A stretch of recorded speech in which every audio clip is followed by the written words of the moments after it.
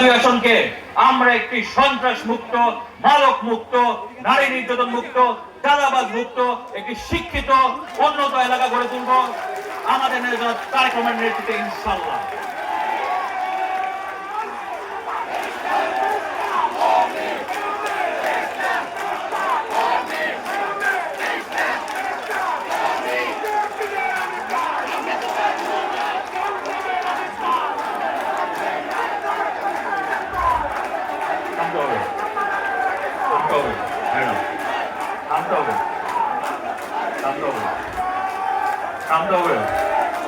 Slogan থামাতে হবে ভাইরা, স্লোগান থামাতে হবে।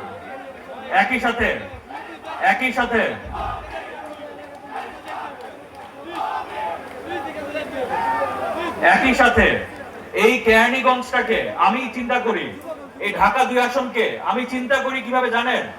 আপনাদেরকে এখন বিভিন্ন কাজকর্মে আপনাদেরকে ব্রিজটা পার হয়ে, নদীটা পার হয়ে ওই দিকে শহরে যেতে হয় না? শহরে যেতে হয়। কাদের জন্য শহরে যেতে হয়?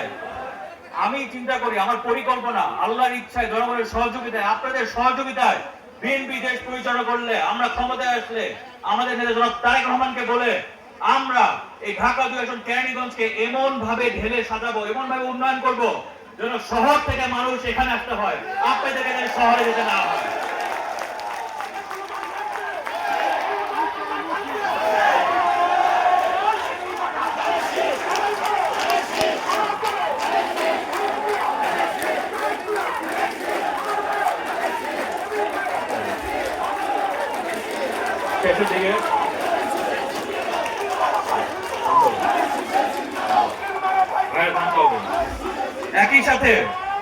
একই সাথে এখানে আমাদের প্রধান শিক্ষক একটু আগে বলে গিয়েছে একটা খেলার মাঠ মনে তোমাদের প্রয়োজন, তাই না?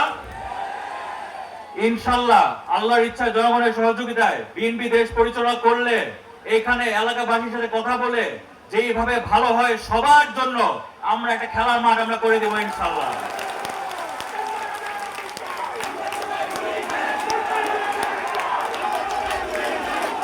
এবং